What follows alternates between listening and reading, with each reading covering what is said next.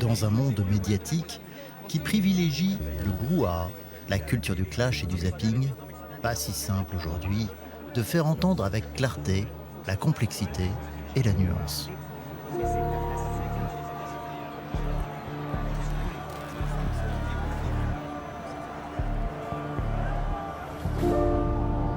Pas si simple non plus de prendre de la distance avec les certitudes, tout en respectant les convictions. Et surtout, s'écouter et échanger sans langue de bois. Et ne pas seulement rajouter du bruit. Voilà un défi qui n'est vraiment pas si simple. Pas si simple. Le podcast qui promet du respect et surtout de la nuance. Aujourd'hui, le droit d'asile jusqu'où ? Pour aborder la question hautement sensible de l'immigration et plus particulièrement du droit d'asile, nous avons rendez-vous avec Didier Lesky, directeur général de l'Office français de l'immigration et de l'intégration, organisme français dont la mission est notamment d'accompagner les migrants pour favoriser leur intégration. Est-ce que quelqu'un a besoin d'un casque, d'une écoute Pas si simple est proposé par Le Jour du Seigneur, RCF et les Semaines sociales de France. Celui qui est là-bas. Animé par Éric Paillet, Étienne Pépin et Isabelle de Golemin. L'homme est bien sûr habité, comme nous tous, par des convictions personnelles, mais il est indiscutablement l'un de ceux qui peuvent remettre des faits, du réel, des chiffres et une grille d'analyse dans un débat souvent confisqué par les fantasmes, les slogans, les idées toutes faites. Éric Zemmour, éditorialiste, CNews le 23 février 2021. Là, maintenant, on est à des chiffres colossaux. On est à 100 000, 130 000. Je crois qu'en 2019, c'est 170 000. Là, on en a moins parce qu'avec le Covid, évidemment, les gens se baladent moins. Mais c'est énorme. Donc, c'est plus du droit d'asile. C'est une nouvelle branche de ce que j'appelle l'invasion migratoire. Philippe de Villiers, ancien ministre, sur la venue du pape François en France, CNews le 23 septembre 2023. Ce qu'ils veulent, tout c'est clair,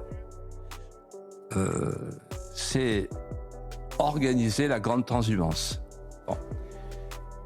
Si on les écoute, l'Afrique, avec 1,4 milliard d'habitants, va se déverser dans l'Europe, impuissante. Et ça en sera fini de nos vieilles nations. Moi, je ne veux pas, je n'accepte pas que les évêques nous laissent mourir. Moi, je ne veux pas mourir. Sandrine Rousseau, députée écologiste, LCI le 24 septembre 2023. Nous ne pouvons pas à la fois émettre du carbone en quantité et fermer nos frontières et dire que les autres doivent s'adapter en permanence. Et en fait, nous avons un discours qui est hypocrite sur le sujet. C'est-à-dire que nous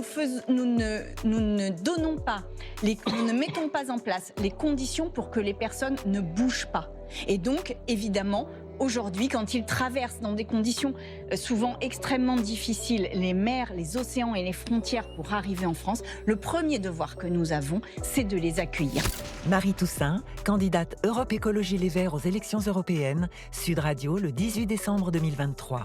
L'enjeu de ce pacte sur l'immigration au niveau européen, c'est effectivement de faire en sorte de pouvoir accueillir décemment, dignement, de ne plus perdre de vie humaine. Enfin, vous êtes favorable à ce pacte, évidemment. Ça dépend des propositions qui sont à l'intérieur de ce pacte. Il y a aussi l'idée d'une Europe forteresse qui repousse les migrants à la mer. Et ces dispositions-là, eh bien non, je suis contre. François Sureau, académicien, émission Quelle époque, France 2, le 31 mars 2024. J'appartiens, si je puis dire, à une droite qui, depuis le général, si je puis dire, l'autre, le grand, le général de Gaulle, ne se résoudra jamais à faire de l'étranger l'origine des déficits publics, de la crise économique ou de la délinquance. Il y a des problèmes de tous ordres, y compris l'islamisme, etc., etc. Mais la position de principe consistant à dire que notre drame national vient de l'étranger lui-même, chose qui tente à envahir l'espace public, mais à la fois incompréhensible, parce que c'est faux en raison, et insupportable. Marine Le Pen, députée Rassemblement National, Mayotte la première le 18 avril 2024. Ça n'est pas avec ce que l'Union européenne est en train de faire aujourd'hui avec le pacte des migrations que nous allons retrouver la maîtrise de notre politique migratoire, puisque précisément, pour l'Union européenne, l'immigration n'est pas un problème, c'est un projet. Jérôme Guedj, député socialiste de l'Essonne, CNews le 25 avril 2024. Nous sommes une terre d'immigration, nous l'avons toujours été et nous continuerons à être une terre d'immigration. Il faut arrêter d'entretenir une fiction qui consiste à dire que l'immigration zéro est le seul modèle. Pas si simple. Invité du jour, Didier Lesky. À la fin. Bonjour Didier Lesky. Bonjour. Merci de nous recevoir ici donc à l'Office français de l'immigration et de l'intégration. Nous sommes avec Étienne Pépin de RCF et Bonjour Didier Lesky. Et Isabelle de Golemin, la présidente des Semaines sociales de France, qui va venir nous rejoindre dans quelques minutes, plutôt vers la deuxième partie de cette émission. Vous avez publié récemment ce tract aux éditions de Gallimard, Le Grand Dérangement. Le grand dérangement, c'est un peu ce qu'on vient d'entendre à l'instant, c'est-à-dire que c'est notre société qui en perd la raison sur ce débat de l'immigration, ne sait plus où elle en est. C'est-à-dire c'est une manière d'en débattre. Ce grand dérangement, c'est aussi d'une manière d'en débattre. Et ce qui est frappant dans les extraits que vous venez de me faire entendre, c'est la manière, d'une certaine manière, où les arguments s'emboîtent pour s'alimenter l'un l'autre. Vous voyez, vous avez une candidate écologiste qui vous dit, je crois que c'était Sandrine Rousseau, qui vous dit, ben oui, la crise climatique fait que d'une certaine manière, l'Europe, c'est l'arche de Noé qui doit accueillir tout le monde. Et de l'autre côté, vous avez quelqu'un qui vous dit, ben oui, on est en train d'être envahi. Bon, les deux choses sont fausses. Hein, je veux dire, d'abord parce que la crise climatique, elle va toucher autant l'Europe que d'autres pays et que, on l'a bien vu quand il y avait des inondations dans le Pas-de-Calais et la Hollande est sans doute quelque chose qui va avoir beaucoup de difficultés dès lors qu'on sait que le pôle Nord est en train de fondre beaucoup plus vite que le pôle Sud. Enfin bon, et qu'en plus, quand il y a des crises climatiques, les gens vont plutôt immédiatement dans les pays. Mais enfin, c'est une discussion en soi, la question de l'immigration et de la crise climatique. Si vous voulez, on peut y revenir. Et puis après, vous avez cette idée de l'invasion, où les mêmes arguments, on est contre l'immigration zéro, etc. D'abord, il faudrait arriver à partir de choses assez objectives, si vous voulez. C'est ça qui est un peu compliqué, c'est que l'immigration, c'est un débat qui est à la fois démographique, social et, je dirais, culturel. Voilà. Et donc, il faut arriver à serrer les deux. Et donc, partir de ce que moi j'appelle la réalité, mais qu'on peut discuter. La réalité, c'est que l'Europe n'est pas une forteresse sans être une passoire. Et vous avez un chiffre objectif, et maintenant que les journalistes font beaucoup fake news, etc. L'Europe, c'est le continent où la part d'immigrés dans la population est beaucoup plus forte qu'en Amérique latine, qu'en Afrique ou qu'en Asie. En Asie, en dehors de la spécificité des pays du Golfe. C'est aux alentours de 12-13% de la population qui est immigrée, c'est-à-dire, selon la catégorie de l'INSEE, née étrangère à l'étranger. Bon, quand on compare ça au niveau international, on comprend bien qu'on n'est pas une forteresse, sans pour autant être une passoire, c'est-à-dire sans pour autant qu'il y ait une absence de régulation. La régulation, elle se fait d'abord sur l'immigration régulière. Le premier item d'intégration ou d'arrivée des étrangers en France, c'est de l'immigration régulière. C'est le regroupement familial, c'est l'immigration de travail qui a repris ces dernières années, aussi en France.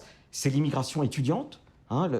L'année dernière, c'est 104 000 étudiants qui se sont inscrits et qui ont eu un titre de séjour pour venir en France. C'est plus que l'immigration familiale, c'est plus que l'immigration de travail. Et c'est vrai en Allemagne, en Angleterre, mais c'est même vrai dans des pays comme le Danemark ou comme l'Autriche, qu'on présente souvent comme des pays fermés, ce qui n'est pas exact. Voilà.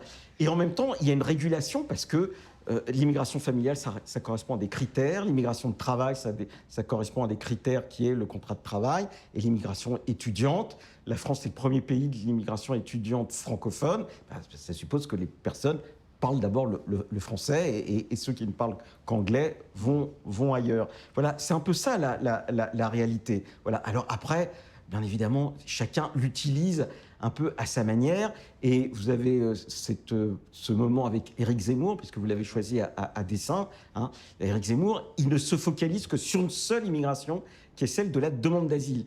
Et on va y revenir d'ailleurs après ça, dans le cours de la discussion sur le droit d'asile, parce que c'est le cœur du sujet. C'est le cœur du débat. C'est pas le cœur du sujet, mais c'est le cœur du débat. De la passoire à la forteresse, on a l'impression qu'on passe systématiquement d'une caricature à l'autre. Comment est-ce qu'on peut dépassionner ce débat? Comment on peut sortir de la caricature et remettre un peu de nuance dans un débat comme ça qui polarise énormément? Alors, il faut essayer de comprendre quel est le ressort de ce débat. Je crois que la difficulté que nous avons, en particulier en France, elle n'est pas la même en Allemagne, elle n'est pas la même en réalité en Espagne. Chaque pays d'Europe a une immigration qui lui est spécifique et chaque pays d'Europe a eu ces 20 dernières années une situation sociale et économique qui lui était spécifique. Voilà. Et dans ces spécificités, la France a une situation un peu singulière parce que, je reprends l'exemple de l'Espagne, la plus grosse part de l'immigration, c'est l'immigration hispanophone qui vient d'Amérique latine. Les Vénézuéliens, les Colombiens, ça ne veut pas dire qu'il n'y ait pas de Marocains. Hein. En Allemagne, la majorité de l'immigration est une immigration européenne au sens large, avec aussi beaucoup de personnes qui viennent des anciens pays de l'Est ou de la Fédération de Russie. C'est vrai qu'il y a des Turcs, il y a 2 millions de Turcs, mais en France, la majorité de l'immigration depuis la fin des années 80, début des années 90, et c'est ça qui pose problème, si vous voulez, elle vient du sud du monde, en particulier de nos anciennes zones d'influence liées à la colonisation, mais le découplage en plus entre le développement économique et l'immigration s'est accentué parce que nous, à partir des années 80, on a une désindustrialisation que n'a pas par exemple connu l'Allemagne, hein, avec un taux de chômage qui était beaucoup plus haut, même si aujourd'hui on a un chômage qui est moins important, et qui faisait que les personnes qui étaient qualifiées, je pense en particulier aux Syriens, ne souhaitaient pas venir en France, mais allaient plutôt dans des pays où c'est plus facile en parlant anglais de trouver du travail ou de faire valoir ses qualifications, parce qu'il y avait un marché de l'emploi.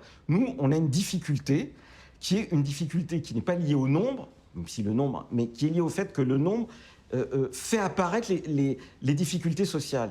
L'immigration sert de révélateur photographique à des difficultés sociales dont les immigrés ne sont pas responsables, mais ça ne veut pas dire pour autant qu'ils ne soient pas touchés par ces difficultés. Le logement est un exemple type, le travail, la pauvreté. Plus de 30% des immigrés en France vivent en dessous du seuil de pauvreté. C'est des choses qui interrogent. Et ça interroge d'autant plus qu'objectivement, il y a beaucoup plus d'immigrés en France aujourd'hui qu'il n'y en avait dans les années 30. Ça, c'est indéniable. Pas si simple.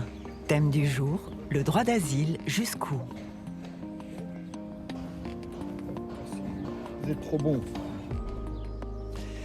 Le débat sur l'immigration est encombré de clichés, d'idées reçues, comme si au fond on n'arrivait pas à percevoir la complexité des situations auxquelles nous avons affaire aujourd'hui. Est-ce que cela vient de la question du vocabulaire? Est-ce qu'il est assez riche, au fait, pour nous permettre de conceptualiser cette question de l'immigration dans toute sa complexité? C'est la question que l'on va poser maintenant à Mariette Darigrand, notre sémiologue.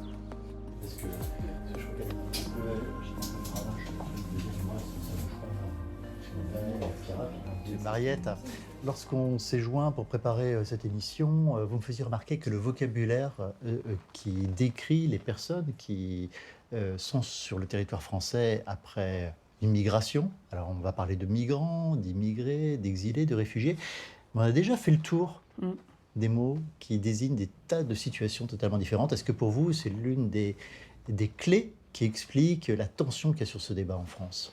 Oui, je pense que nous avons une grosse difficulté de, disons, représentation de ce qui se passe. Et du coup, on a ce gros mot, immigration, est toujours employé en quelque sorte en majuscule. Ça, c'est jamais bon. Quand on a comme ça des grands concepts qui effacent tout, on n'est pas dans le réel, on est dans le symbolique, grandiose. Et là, l'imaginaire s'engouffre. Et l'immigration, on voit bien les métaphores en particulier d'extrême droite qui sont sur presque un phénomène de nature. Hein, la vague submersive, on est dans quelque chose. C'est presque comme la pollution extrême. C'est terrible parce qu'on ne peut pas mettre de réel.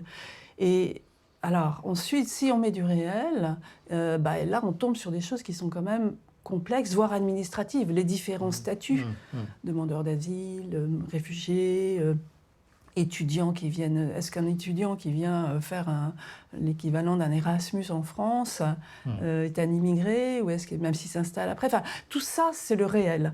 Et le réel, il doit être documenté aujourd'hui. Et ce n'est pas un travail que font beaucoup les médias. Donc il faut des spécialistes, effectivement, qui vont regarder vraiment les choses, les chiffres, les situations concrètes. Mais finalement, je trouve qu'on a peu de témoignages, on a peu de chair, on a peu d'incarnation de ces situations. Pourquoi ? Parce que les symboles sont trop utilisés par les uns et par les autres. Oui, c'est même, je dirais, du très haut symbole, c'est-à-dire du totem. Pour moi, on est dans un mot totem, immigration.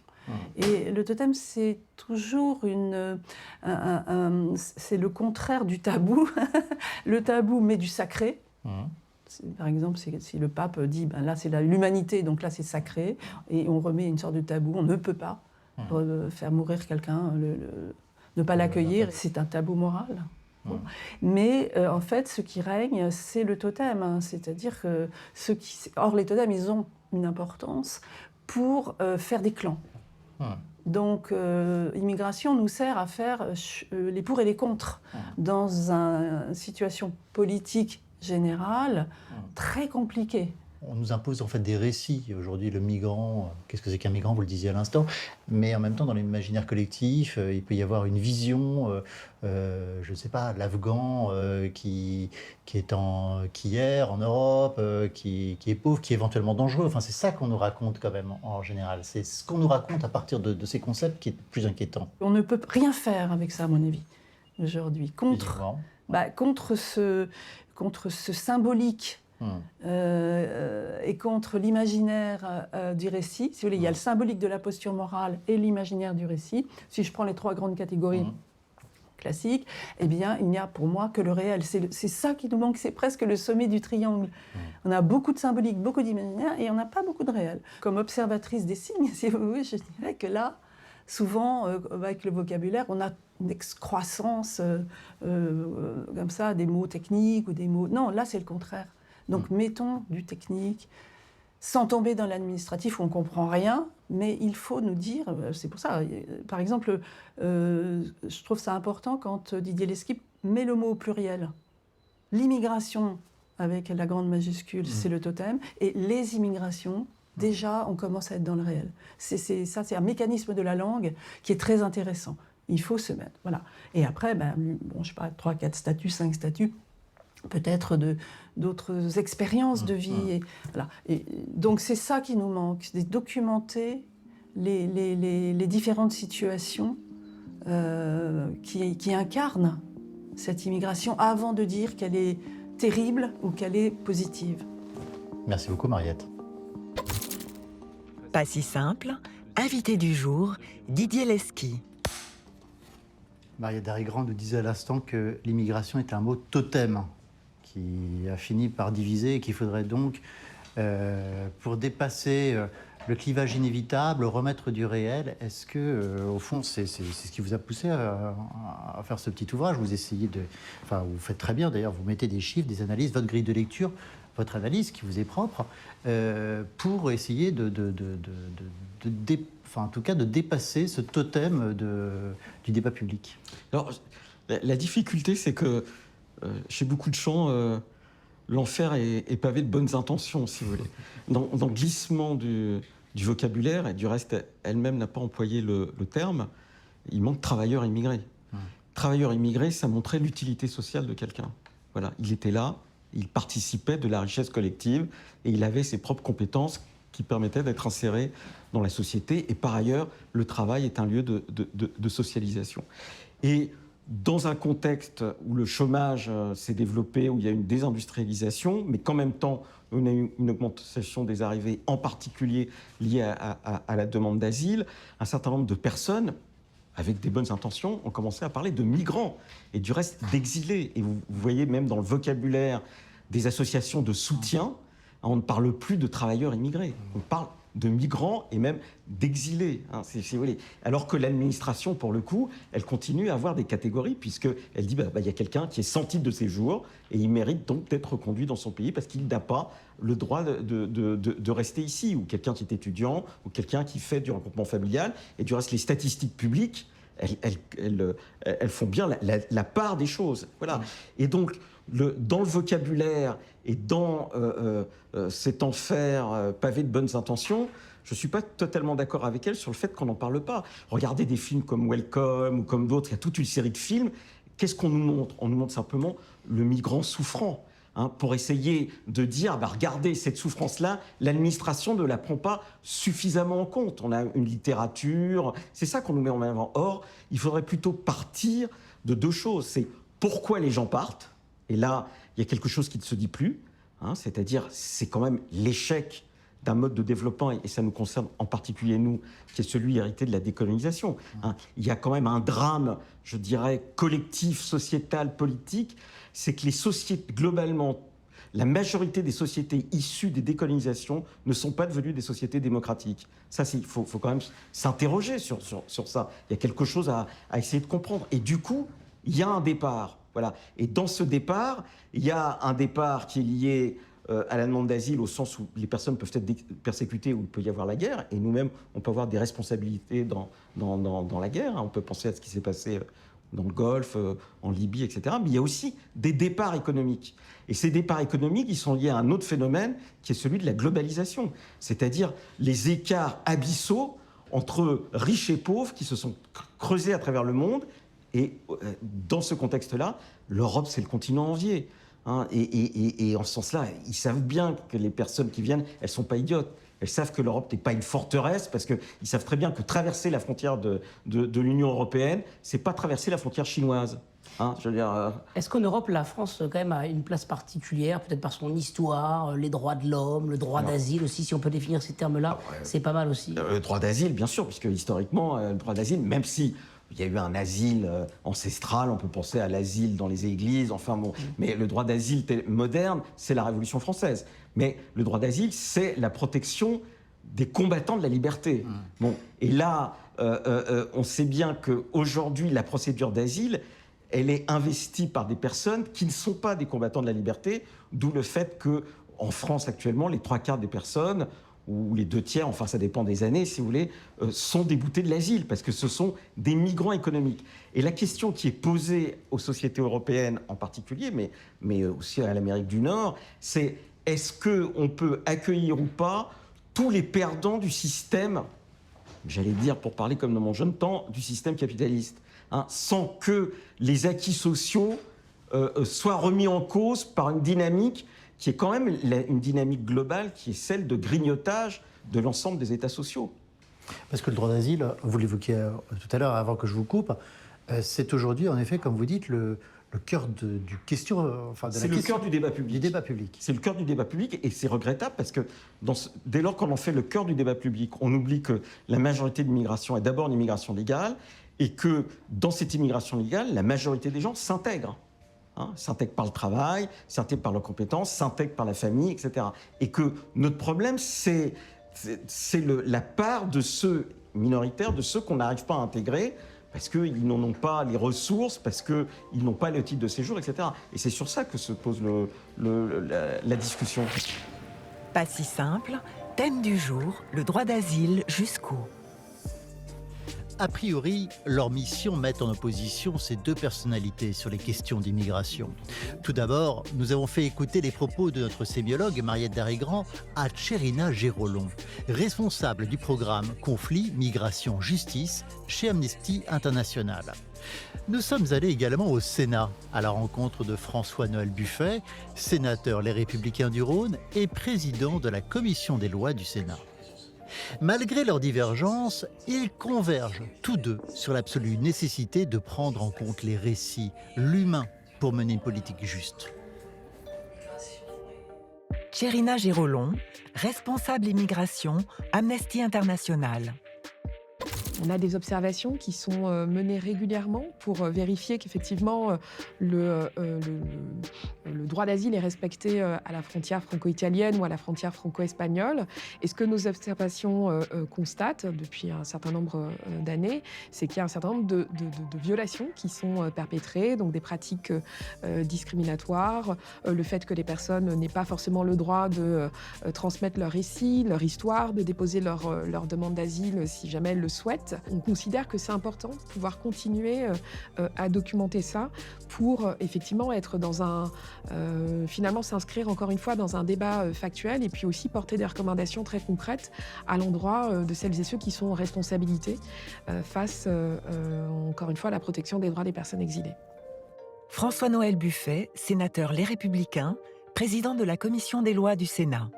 Quand vous êtes dans des situations de responsabilité, c'est vrai qu'on regarde beaucoup les flux, les volumes, et on a tendance à avoir une réflexion qui est basée sur cet aspect-là, avec un aspect humain qui est un peu en retrait. On ne parle peut-être pas assez de ce que cela représente et de ce que cela implique, que de devoir quitter son pays.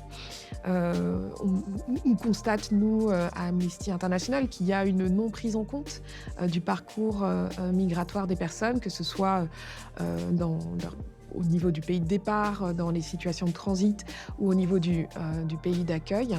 Je me souviens d'avoir accompagné le président du Sénat à Lampedusa. Il n'est pas revenu dans les mêmes conditions qu'il était parti. Moi-même, quand je suis allé à Lesbos, je ne suis pas revenu à Paris avec la même vision des choses.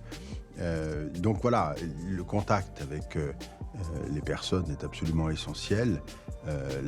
On ne gère pas des colis dans ce type de politique. C'est pas simplement tant de volume qui va atterrir à tel endroit, qu'on va renvoyer à tel autre endroit. C'est pas des colis, ce sont des personnes humaines. Je pense que ce qui est important de retenir, c'est que les migrations, en tant que telles, c'est pas un phénomène récent, c'est pas un phénomène inédit. Ce qui est récent et inédit, c'est cet échec ou incapacité répétée des États à ne pas répondre de façon suffisamment efficace à certaines situations d'exil qui impliquent justement de respecter et de promouvoir, de faire valoir le droit d'asile. Il y a eu un moment complètement dévié où tout le monde considère que tout étranger qui arrive sur le territoire national est un réfugié. La réponse est non. Tout le monde n'est pas réfugié. Et je reste convaincu comme homme politique, comme responsable politique, que la République doit fixer ses règles en matière migratoire. Être étranger en situation régulière sur le territoire, y arriver régulièrement, il y a des conditions pour cela. Respecter les valeurs de la République, c'est important. Être étranger et ne pas avoir son titre de séjour renouvelé pour des raisons de fonctionnement administratif est inacceptable. Et le faire de façon transparente. Pour quelle raison? Parce qu'on fera tomber toutes les polémiques inutiles. On pourra être d'accord ou pas d'accord sur certains sujets, mais au moins il y aura une stratégie claire. La situation des personnes exilées, que ce soit en France ou que ce soit dans le monde de façon générale, elle est suffisamment importante pour mériter d'avoir une place dans le débat médiatique. Dans le discours public, dans la parole publique, beaucoup d'entre nous sont là pour attiser les difficultés, trouver la bonne punchline qui va permettre qu'on parle d'eux pendant la journée, puis le lendemain ce sera oublié. Tout ça devient insupportable. Et la politique française, notamment, a besoin de prendre de la distance, du recul, de la perspective, de la stratégie de fond, si on veut arriver à continuer d'avancer sereinement. Pas si simple, invité du jour, Didier Lesky. Didier Lesky, à l'instant, Tchérina Gérolon et François-Noël Buffet nous parlent un peu de la même chose, chacun avec leur point de vue. C'est que c'est la difficulté de rattacher le réel, ce qu'on essaie de définir depuis tout à l'heure, des histoires individuelles, des trajectoires, avec la question politique. Comment est-ce que vous voyez cette difficulté? D'abord, je suis très frappé parce qu'on a une discussion sur le vocabulaire.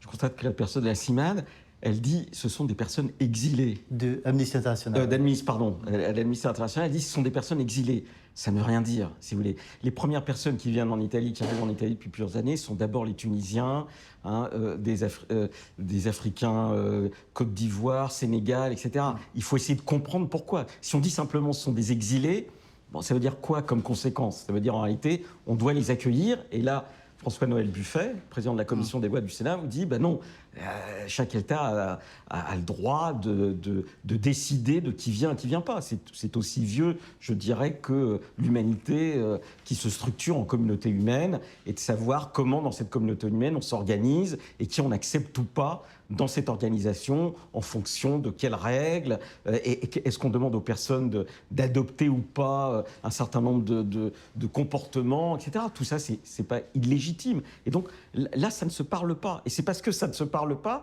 que ça peut être instrumentalisé politiquement. Et c'est d'une certaine manière, on est dans le schéma de tout à l'heure, avec le fait que François-Noël Buffet, il dit en gros, la frontière, ça doit exister, et Amnesty International vous dit, la frontière, ça n'a pas de sens, parce que ce qui est d'abord important, c'est d'accueillir tous ceux qui décident, entre guillemets, de s'exiler. Et c'est là le cœur de J'ai l'impression qu'elle dit aussi, il faut faire attention aux histoires et fournir à ceux qui décident. Mais bien sûr, il faut faire attention aux histoires. Mais globalement, les États d'Europe, et la France en particulier, mais même l'Italie, d'une certaine manière, c'est pas des États brutaux.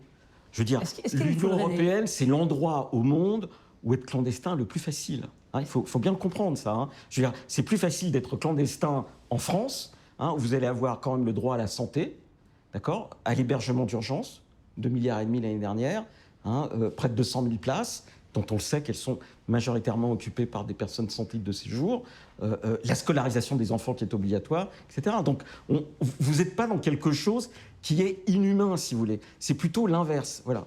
Est-ce qu'il faudrait imposer aux immigrés qui arrivent en France, en Europe de manière générale, des conditions de valeur, d'adhésion à des valeurs ou européennes ou françaises? Est-ce qu'on le fait déjà? Et est-ce que si on ne le fait pas, il faudrait, selon vous, l'imposer? Alors, c'est un vieux débat. Vous savez que pendant la Révolution française, l'étranger, c'est celui qui n'adhère pas au pacte civique, hein, à l'espérance révolutionnaire. Et ceux qui y adhèrent peuvent être étrangers. C'est pour ça qu'Anarchis Clout peut être représentant du peuple français, comme Thomas Paine. Hein, donc, la question de est-ce qu'on peut demander à quelqu'un de vouloir, dès lors qu'il veut vivre ici, eh bien, ne pas remettre en cause notre pacte sociétal, c'est pas illégitime. Et en réalité, quand on comprend... Aujourd'hui, ça n'existe pas, ça. Si, c'est le contrat d'intégration républicaine où on expose, on fait un cours de formation civique, etc. Mais et ce qui est frappant, c'est les discussions. Moi, je suis très frappé par le fait que, vous avez sur certains sujets, des gens sont particulièrement intransigeants. Peut-être à juste titre, mais voilà, la question de l'égalité homme-femme, mais par exemple la question des droits des LGBTQ+, des trans, etc. Voilà. Et sur d'autres sujets, ils vous disent non, c'est pas la peine de leur demander. Non, ça peut pas fonctionner comme ça. Voilà. Il y a un consensus sociétal minimal qui est celui qui nous permet de vivre ensemble.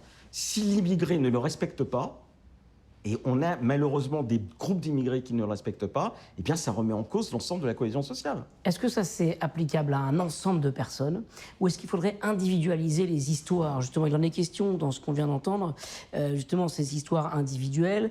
On entendait le sénateur expliquer qu'il n'était pas revenu indemne finalement de son séjour à Lesbos ou à Lampedusa. Est-ce qu'il faut individualiser les histoires pour mieux intégrer, justement mieux accueillir et aussi... Non, mais c'est ce qu'on essaie de faire. Mais c'est ce qu'on essaie de faire. Mais c'est quoi qui est troublant à Lesbos, d'une certaine manière, comme à Lampedusa? C'est le fait que vous avez des immigrations qui sont la projection du chaos du monde. Et dans cette projection du chaos du monde, c'est la projection d'échecs profonds. Quand je vous dis que la première nationalité qui, pendant des années, est arrivée en Italie, ce sont les Tunisiens, eh bien, c'est la projection de l'échec du printemps arabe, qui se rajoute à l'échec du nationalisme arabe et qui se rajoute à l'échec du socialisme maghrébin, dont l'Algérie est l'exemple type. Et ces personnes viennent dans des pays qui sont globalement accueillants. Reprenons l'exemple des Algériens. La majorité des Algériens en France sont arrivés après 1962, c'est-à-dire après une guerre terrible, menée par la France, où le FLN s'est défendu et avec parfois des méthodes qui sont extrêmement traumatisantes. Mais ce pays a accueilli les Algériens. C'est quoi d'autre? C'est le Maghreb, c'est pour nous l'Afrique de l'Ouest. Voilà, c'est ça la difficulté. Et on peut y rajouter les Pakistanais. En Angleterre, c'est les Pakistanais. Et c'est quoi les Pakistanais? Le Pakistan, si ce n'est l'échec d'un mode de développement. Vous aviez un monde global indo-pakistanais qui a subi la même colonisation. Ben vous voyez bien que le développement du Pakistan, c'est pas le même que le développement de l'Inde. Bon, eh ben, vous dire, qu'est-ce qui fait que ce n'est pas le même? Et là, on arrive à votre question que vous posez pas directement, eh bien, c'est la part culturelle. C'est-à-dire, en réalité, c'est la pression religieuse qui, dans certains pays, a été une pression qui a fait régresser l'ensemble des droits des femmes. Mais on le voit actuellement, par exemple, les polarisations sur la question d'homosexualité en Afrique de l'Ouest sur l'éradication des minorités. L'Europe n'est pas une forteresse. Eh bien, on en a la preuve par le fait que l'Europe, c'est le continent de la diversité culturelle, de la diversité humaine. Les pays de départ, c'est quoi? C'est le rétrécissement. C'est l'éradication des chrétiens. Enfin, on peut prendre le problème dans tous les sens, mais c'est ça la réalité. Il y avait des juifs avant qu'il y ait des musulmans dans le Maghreb. Est-ce qu'un juif peut aujourd'hui raisonnablement rester on parlait de la Tunisie, et malheureusement, on a eu les dernières manifestations comme prétexte pour aller incendier des synagogues par rapport à ce qui se passe entre Gaza et Israël, qui est une guerre terrible. Voilà, et donc on voit bien. Est-ce que dans ce débat-là, par exemple, dans la question des valeurs, on entend dans certains secteurs de la population française, etc., la question des Palestiniens, du droit au retour, etc. Est-ce que vous pensez que les chrétiens peuvent retourner en Irak? Est-ce que vous pensez que les juifs peuvent retourner en Irak? Est-ce que vous pensez qu'ils peuvent retourner au Yémen? On sait bien que non. Pourquoi? Parce que la différence entre l'Europe et ces pays, c'est que l'Europe, c'est globalement un lieu de liberté. On peut dire, comme Amnesty International, il y a des problèmes à la frontière. Oui, il y a des policiers qui, sans doute, ne font pas correctement leur travail, etc.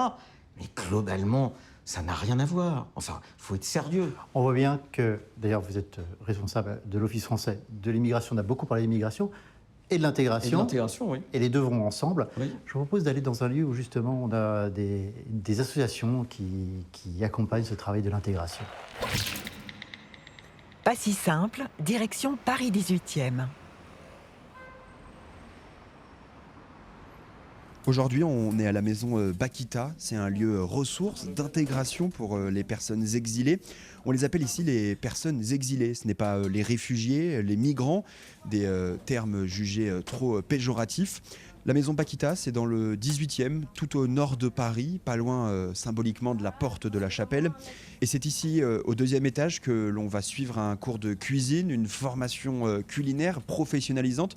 Et je retrouve justement Mohamed qui a commencé. Dites-moi, Mohamed, qu'est-ce que vous êtes en train de faire là? Sakem caramel.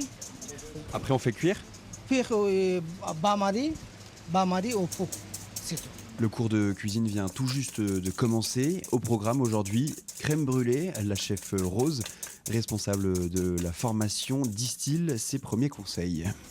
Nassir, prenez 2 ramequins grands et vous versez au fond. Ok. Attention, avec le caramel, vous ne brûlez pas. Avec la chef Rose, salariée de l'association Sawa, partenaire de la maison Bakita, on s'écarte un peu. Donc en fait, c'est une formation de 8 mois. Et à la fin, ils vont pouvoir se présenter pour avoir leur titre professionnel cuisinier. Ça va leur servir à quoi, ce titre professionnel cuisinier? Donc déjà, à pouvoir trouver un travail plus stable. La réalité est qu'aujourd'hui, la plupart des étrangers qui travaillent en cuisine n'ont pas un titre. Donc il y a beaucoup des étrangers qui se retrouvent aujourd'hui en train d'avoir même pas un SMIC en cuisine. Ça leur permet aussi de s'intégrer. Donc c'est l'insertion finalement par le travail manuel. Et à travers la cuisine, on arrive à expliquer des choses déjà culturelles de la France, parce qu'on n'apprend que des plats français en fait finalement. Retour en cuisine, je m'approche de Fatima, nigériane, exilée en France depuis 10 ans. Pour raconter mon histoire ici en France, ça m'a pris 9 ans, parce que c'est un peu une histoire douloureuse. J'ai passé tellement d'années en route. J'ai passé par beaucoup de pays africains. Dans mon cas, ce n'est pas une histoire de guerre de mon pays ou quoi que ce soit. C'est une histoire personnelle. J'ai grandi avec mon oncle. Ce n'était pas facile. À l'âge de 14 ans, j'étais violée par mon propre oncle. Et j'ai tombé enceinte et j'ai eu une fille à l'âge de 15 ans. Tout comme Fatima, ils sont plus de 1500 personnes exilées, loin de leur pays, à être passées au sein de ce lieu ressource. Isabelle Cauchois est directrice de la maison Bakita. On est dans un lieu, on dit, d'accueil inconditionnel, c'est-à-dire que les personnes, quelle que soit leur origine, leur sexe, leur statut administratif, peuvent venir trouver ne serait-ce qu'un point d'écoute, un point de rencontre. On organise aussi tout un tas d'activités ludique, favorisant la rencontre. Nous ne sommes pas un lieu d'hébergement, donc il n'y a pas de personnes qui résident ici. C'est un lieu de passage, c'est un lieu d'accompagnement. Le but, c'est aussi de renforcer leur capacité d'agir, leur insuffler de l'espérance. Je pense qu'en tant que chrétien, on a vraiment un devoir d'espérance vis-à-vis de ces personnes. Et à un moment donné de leur vie, leur tendre la main, les accompagner en disant « Ok, de quoi tu as besoin pour aller mieux ? De quoi tu as besoin pour avancer sur ton chemin ?» Surtout de dire « Voilà, tu n'es pas seul, on est avec toi pour essayer de te faire avancer. »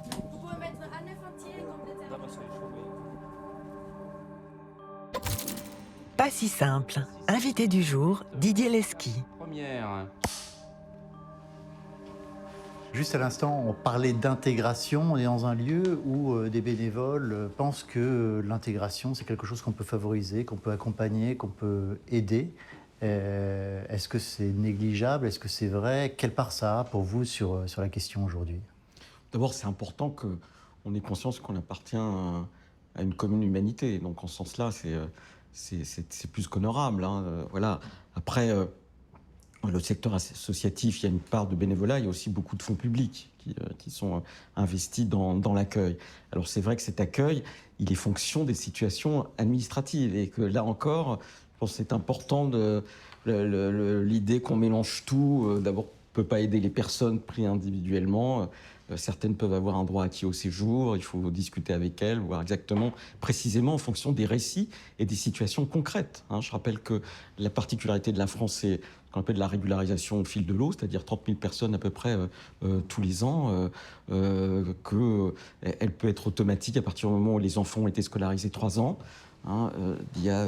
Et aujourd'hui, après la loi dite Darmanin, on a une régularisation en plus des 30 000 par an qui peut se faire par le travail. Donc moi je pense que c'est important d'avoir l'idée qu'il faut qualifier les personnes pour permettre leur insertion sur le marché du travail. Mais ça c'est possible quasiment qu'en ville, quoi. On se rend compte qu'il y a des espèces de regroupement, une concentration des personnes justement immigrées en France dans les zones urbaines. Il y a très peu finalement d'immigration dans les campagnes, dans les zones rurales. Ça devient de moins en moins vrai. Par exemple, la volonté des pouvoirs publics ces dernières années, ça a été de déconcentrer l'accueil des demandeurs d'asile et de les envoyer, d'en envoyer une partie en région. Hein. L'Office, c'est 2000 départs par mois vers les régions françaises. 20% du parc d'hébergement de demandeurs d'asile est dans des départements de moins de 500 000 habitants. Or, quand les personnes obtiennent le statut de réfugié dans ces zones, en réalité, il y a un besoin et c'est plus facile d'accéder au logement et il y a un besoin de travail. Mais il y a un tissu quand même adapté pour accueillir ces personnes, un tissu social, administratif, associatif? Alors, il peut y avoir un tissu adapté. Là où on a une faiblesse, est une faiblesse, et du reste, ça renvoie à un autre débat, c'est que la filière agricole, par exemple, a besoin de bras, mais qu'aujourd'hui, elle ne veut résoudre cette question de main-d'œuvre que par des saisonniers. Or, ça nous pose un problème. L'année dernière, on a eu 50 000 personnes qui ont obtenu le statut de réfugié. Sur ces 50 000 personnes, on en a plus de 10% qui ont une compétence en agriculture. Mais le problème, c'est que cette compétence, elle ne peut pas être que saisonnière, si vous voulez. Vous êtes obligé de vivre à l'année. Et donc, ça suppose de construire des parcours et des parcours professionnels. Or, la tendance naturelle des filières agricoles, c'est de dire à l'OFI, puisque c'est l'OFI qui s'en occupe, eh bien, faites venir des saisonniers et les saisonniers repartiront. Je pense que d'un point de vue écologique, c'est pas très bon, hein, puisque nous, on fait venir près de 20 000 personnes du Maroc, par exemple, tous les ans, hein, alors qu'on a des gens qui sont ici. Donc, le bilan carbone est mauvais, et par ailleurs, on ne résout pas la question de l'insertion des personnes qui sont ici. Et la deuxième chose qui handicape, c'est la concentration. Hein, parce que dans la dynamique foncière des villes, on a quelque chose qui est paradoxal, puisque les villes qui se veulent, où les élus se disent les plus accueillants, sont les villes qui, par la dynamique foncière, excluent les pauvres, une partie des classes moyennes, etc. L'exemple type, c'est Paris. Hein, Paris, c'est 3 millions d'habitants en 1960 avec 500 000 ouvriers. Hein, aujourd'hui, c'est 2,2 millions. Voilà, et on a des très riches et des très pauvres. Voilà. Et dans de plus en plus de très riches. Et de plus en plus de très riches. Et de plus en plus, et même dans l'immigration, de la part d'immigration entre 20 et 25%, eh bien, c'est pas l'immigration. Quand on parle d'immigration et qu'on dit qu'il y a 11% d'immigration, il ne faut pas oublier qu'il y a quand même 8% de Portugais, 4% d'Espagnols, etc. Je veux dire, l'immigration en France, c'est 11%. Sur les 7 millions, c'est 12% d'Algériens. Hein. Voilà. Il faut remettre les choses en place. Mais on a une dynamique de concentration en Seine-Saint-Denis. Voilà, c'est l'exemple type. La Seine-Saint-Denis... Que vous connaissez bien. Oui, puisque j'y ai été préfet pendant 4 ans. Hein, la Seine-Saint-Denis, c'était le 9e département en nombre d'immigrés dans la population en 1968. Aujourd'hui, c'est le premier. Et de loin. Et de loin. Et donc, hors Mayotte, hein, bien sûr. Mais, et en même temps, c'est un endroit où la pauvreté est très forte. Voilà. On ouvre des emplois parce qu'il y a des sièges sociaux qui y vont, mais on ne recrute pas les gens qui sont sur place parce qu'ils ne sont pas suffisamment qualifiés, sauf pour être gardiens, enfin, je veux dire, ou le problème des foyers monoparentaux, c'est-à-dire des mères qui sont dans une situation extrêmement difficile, qui font le ménage le matin puis le soir dans une journée de travail qui est fragmentée, etc. Et donc, on a une accumulation de difficultés sociales. Voilà. Et on l'a moins, d'une certaine manière, dans des villes moyennes. Pas si simple. Un podcast animé par Éric Payet, Étienne Pépin et Isabelle de Golemin. À ce moment de la discussion, après avoir exploré avec Didier Lesky cette confrontation entre les slogans et les réalités complexes de l'immigration, c'est le moment d'introduire la question des idéaux de fraternité, notamment portés par les chrétiens. La parole est à Isabelle de Golemin, présidente des Semaines sociales de France. Didier Lesky, merci beaucoup de toutes ces explications tout à fait claires. Vous avez parlé d'un débat qui est à la fois un débat économique, d'un débat social, d'un débat démographique, mais sans du tout parler d'un débat moral. Et par ailleurs, dans votre livre, on a le sentiment qu'il y a quelqu'un à qui vous vous adressez tout le temps, qui est un peu votre adversaire invisible, celui à qui vous portez la contradiction, c'est le pape François. Vous dites, voilà, le pape François, c'est formidable, il est audacieux, il nous dit des choses, mais quand même, c'est pas possible. C'est pas possible parce que l'homme, il n'est pas universel, l'homme, il est social, il vit dans des pays, et on peut pas comme ça simplement parler de l'homme avec un grand H. Les hommes vivent dans des nations, ils ont besoin de lois, ils ont besoin d'être régulés. Dans Adversaire, je dirais pas ça. Il se trouve que quand j'écrivais, Fratelli Tutti a été publié. Donc voilà. Et en le lisant, il y a 2 choses qui me sont venues à l'esprit. D'abord, l'importance d'une parole morale. Je ne suis pas contre la morale. Hein.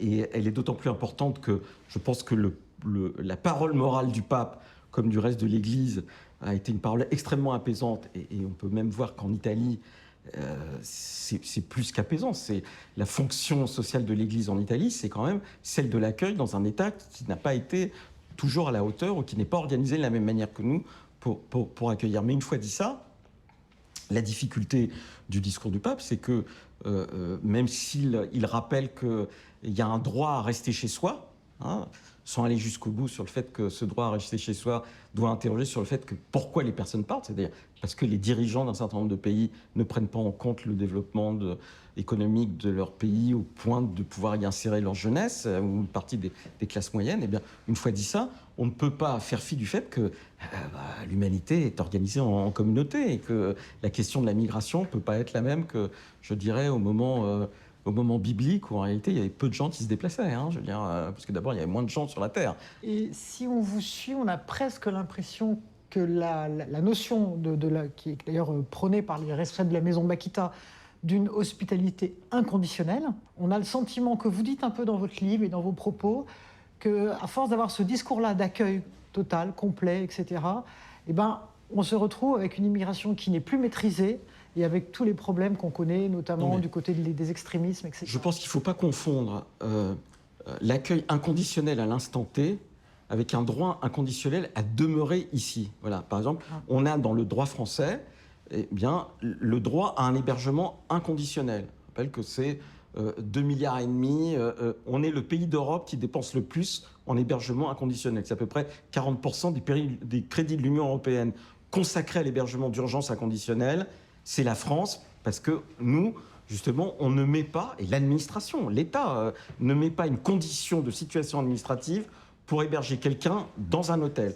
30% des nuitées hôtelières à Paris, encore il y a quelques mois, étaient dévolues à des personnes en errance, hébergées par l'État et payées par l'État. Voilà. Bon, mais une fois qu'on a dit ça, est-ce que cet accueil inconditionnel à l'instant T, c'est un accueil ad vitam aeternam? Non. Après, il y a l'examen des situations administratives, et puis il y a le fait que des personnes ne relèvent pas de l'asile, et qu'à ce moment-là, l'État est en droit de le dire, ou la collectivité est en droit de le dire, bah oui, vous pouvez retourner chez vous. Alors là, vous savez bien, quand même, Claire, on est sur des principes, mais qu'en réalité, quelqu'un qui met un pied en France, même en situation illégale, il y a très peu de chances qu'il reparte ensuite.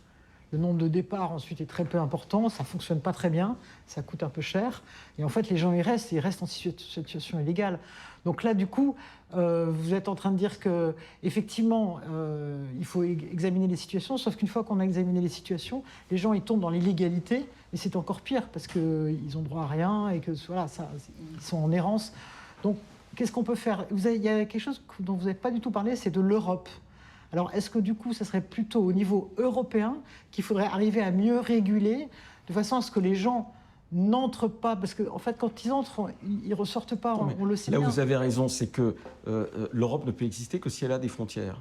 Mais toute la discussion, c'est d'avoir des frontières. Mais c'est parce qu'elle a des frontières que, malgré tout, on n'est pas envahi. Parce que dans votre schéma, si on ne contrôle plus... Là, c'est pas le mien. Non, mais dans votre explication, si vous voulez, si on ne contrôle plus, à ce moment-là, il ne faut pas prendre les gens pour des imbéciles. Il y a une aspiration à venir en Europe parce qu'on vit mieux. Et la discussion européenne, elle est d'autant plus importante parce que nous, on est un pays qui a l'expérience de l'immigration depuis le milieu du 19e siècle. On l'a eu à une époque où l'Europe peuplait d'autres continents. Les gens partaient en Amérique, en Australie, etc. Mais dans les pays d'Europe, une fois qu'on a choisi une Europe à 27, c'est-à-dire qu'on a choisi de faire venir les anciens pays de l'Est, qui ont une difficulté quant à leur identité, c'est ce que racontait Milan Kundera, c'est-à-dire l'Europe confisquée, ce sont des pays qui ont pensé disparaître à cause du stalinisme, à cause du fait que les frontières dans les empires étaient floues, etc. Ils ne veulent pas une gestion de l'immigration, et en particulier certaines immigrations, qui leur donne le sentiment que, de nouveau, leur identité nationale et culturelle pourrait être en péril. Est-ce qu'on l'entend ou est-ce qu'on ne l'entend pas? Voilà. Moi, j'entends par exemple des fédéralistes européens qui disent « mais en même temps, le pacte migratoire, ça ne va pas parce qu'il est trop dur ». Non. À ce moment-là, il faut dire qu'il y a des gens avec qui on ne veut pas construire l'Europe. Il faut être cohérent. Bon, le pacte migratoire, il a inscrit pour la première fois dans les textes l'idée de solidarité pour 30 000 personnes par an, mais il l'a inscrit. Ce qu'on faisait de manière empirique, il l'a inscrit. Et en même temps, il dit on va faire aux frontières de l'Europe des lieux d'accueil où en 6 semaines, on examinera la situation des personnes du point de vue de la Convention de Genève, qu'il faut continuer à défendre, c'est-à-dire l'idée qu'on défend et on prend en asile ceux qui sont persécutés, et ceux qui ne relèvent pas de la Convention de Genève, eh bien, on les renverra très vite dans leur pays d'origine. C'est pas illégitime, si vous voulez. C'est congruent à la construction de l'État social. Et est-ce que, selon vous, la Convention de Genève, elle est encore pertinente aujourd'hui par rapport à nos besoins économiques aussi? On l'a dit tout à l'heure, dans les restaurants parisiens, la plupart des gens qui travaillent, ce sont des travailleurs sans papier. Dans le domaine des services à la personne, les femmes de ménage. Vous savez bien qu'on est pétri de contradictions, mais on a aussi besoin de cette immigration illégale. On a besoin de l'immigration de travail, et tous les pays d'Europe sont en train de faire la course sur l'immigration de travail qualifiée. Voilà. En ce qui concerne la restauration, je suis parfois un peu dubitatif, parce que comme maintenant je commence à avoir un certain âge, si ce n'est un âge certain, ça fait 50 ans que j'entends que dans les restaurants, il y a des personnes qui sont sans papier, alors qu'on ne cesse de régulariser des personnes dans les restaurants. Donc je pense qu'il y a un problème de modèle économique. Voilà. Et le modèle économique, il est accentué par le fait que dans une ville comme Paris, où de fait on est obligé de partir quand on est pauvre et immigré, eh bien on a toute une bourgeoisie qui ne peut pas vivre sans son livreur de sushi, qui est une sorte de sous-prolétariat. Je veux dire, voilà. Et on a une immigration qui déstructure le salariat. Voilà. Pour le bien-être de catégories sociales qui ne peuvent pas se passer d'aller dans un café à 1h du matin le samedi sans s'intéresser de savoir comment le gars qui fait la plonge va rentrer en Seine-et-Marne. C'est ça la réalité. Donc oui, on a besoin d'une immigration de travail. Mais attention, même dans l'immigration de travail. Par exemple, je l'ai déjà dit, mais je sais que c'est pas le gouvernement peut-être légèrement... je suis peut-être légèrement en décalage, mais par exemple, je suis très défiant sur la question des médecins. Ça ne veut pas dire que je suis contre que les hôpitaux embauchent des médecins étrangers qui sont venus, c'est pas ça que je dis. Mais avoir une politique publique qui dit je veux absolument aspirer les médecins francophones, alors que ce sont des pays où on a déjà un problème de santé publique, on dit il faut faire attention parce qu'il ne faut pas que notre propre besoin de développement, le fait qu'on est incapable de former une partie de la jeunesse pour répondre aux besoins économiques, qu'on a des dizaines de milliers de réfugiés, de personnes qui ont le statut de réfugié, qu'on est incapable d'accompagner vers l'emploi de manière positive, prendre les compétences des pays de départ en disant on se moque de la question du développement des pays de départ. C'est quand même un peu compliqué. Ça montre bien que l'immigration, c'est finalement une responsabilité hyper collective et hyper partagée. Oui, bien sûr. Mais dans cet hyper collectif, on sait bien que, d'une certaine manière, et c'est l'honneur de l'Europe. Qu'est-ce que c'est que l'Europe? C'est un État social, c'est une démocratie articulée sur un État social où on a des débats publics, où on est capable d'autocritique, même d'autocritique violente. Et donc, du coup, il faut qu'on réfléchisse sur le fait de comment on explique à l'ensemble de la population qu'il faut maintenir l'idée de ce que nous sommes et que nous avons construit sur la longue durée, et en même temps ne pas donner le sentiment aux plus démunis de les obliger à accueillir encore plus démunis qu'eux. Voilà, parce que c'est ça la différence entre Paris et la Seine-Saint-Denis. Voilà. Paris a un discours pour dire aux plus démunis, accueillir un peu plus que nous.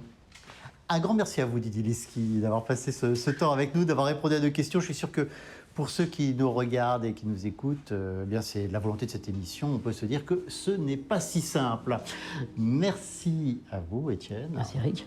Merci, Isabelle. Et puis je rappelle que vous pouvez retrouver ce podcast sur les plateformes du Jour du Seigneur, de RCF et sur le site des Semaines sociales de France. Je vous dis à très bientôt.